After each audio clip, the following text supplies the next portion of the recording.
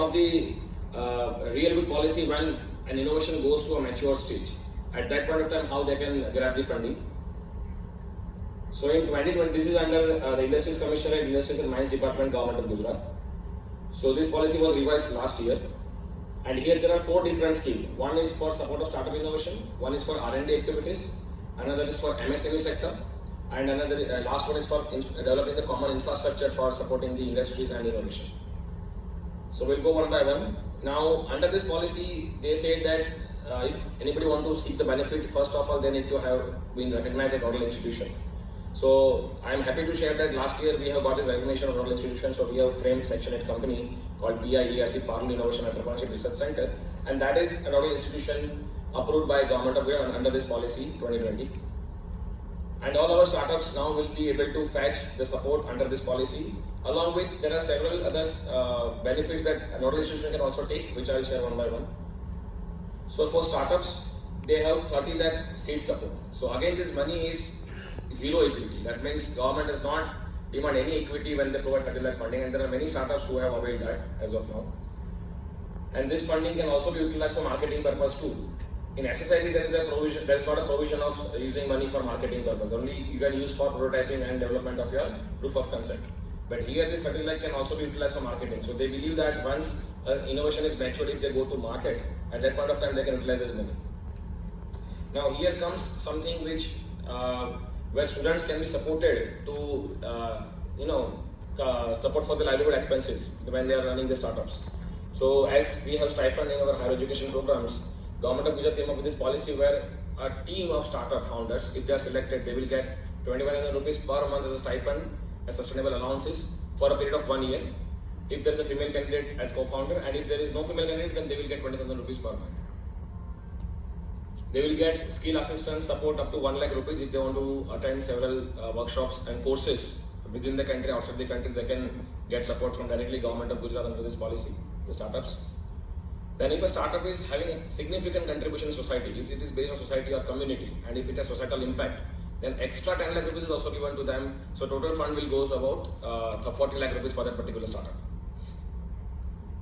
3 lakh rupees they will be given to enroll for accelerator programs within the country and outside the country. If they want to develop their networks and go to, let's say, Silicon Valley, for example, if startup is of such a scale, then Government of Gujarat will definitely help them. But the only provision here is a startup has to be registered in the territory of Gujarat.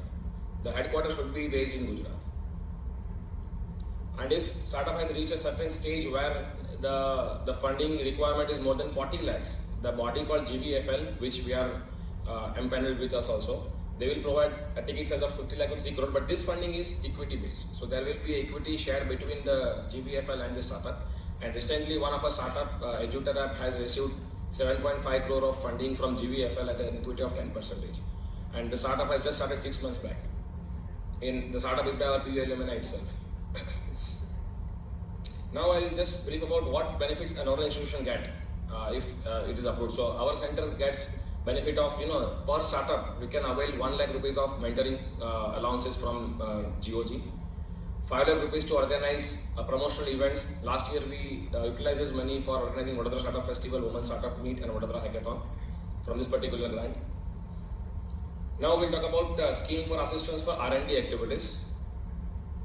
So here they will support 30% of the total investment incurred to set up R&D facility up to 5 crore rupees. So if any educational institutions recognized by CSIR and DSIR, if they want to set up an R&D facility at their campus, so whatever is the amount investment made by the institution, 30% of that up to 5 crore rupees they will reimburse. There are several benefits for MSME as well. I'll just very quickly go through this. MSME gets 50 lakh rupees, up to 50 lakh rupees, 65% of the cost for technology acquisition from any other organization.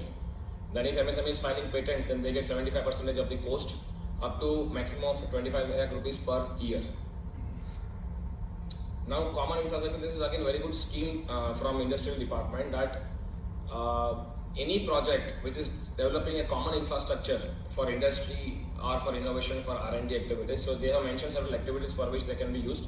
Common facility center, incubation center, product development center, training center, convention center, exhibition center, business support center, and testing laboratories. So if you are developing any out of this facility, then you will be able, and this is should be open for everybody else outside the PU as well. In that case, they will give 80% of reimbursement of total project cost up to 35 crore rupees. And we are going one proposal in this particular scheme. Let us see if it works well. This will be established very soon in PU campus.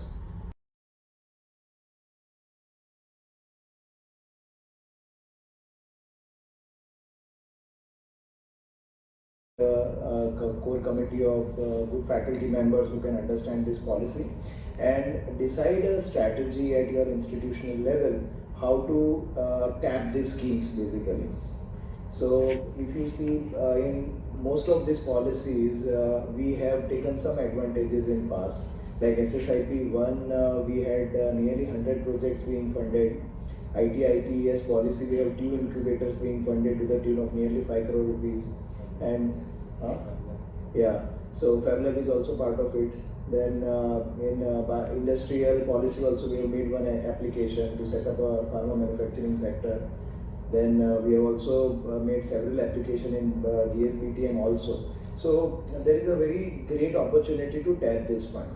So first of all, please read these policies yourself. As a principal directors, one should read this policy whenever you get free time at your home. Please read it thoroughly and involve your good researcher team into this and try to apply for the schemes where we can tap fund. As I see overall, the government wants to support startups. So how we identify good projects of final year bachelor's and master students as well as PhD students and how to lead them on this way to a revenue making startup which can be supported by the government of Gujarat. So we have to think in that terms. And I am very sure that we can do much better than what we had done earlier in tapping the schemes of the government of Gujarat. So please study them thoroughly, and if you have any questions, please feel free to come back to Jai or our Center for Research and Development. You can meet Yadav sir also with explanation if you have any doubts, and we can even approach the government authorities if we have any doubt. But please read them and let us try to tap them. Okay.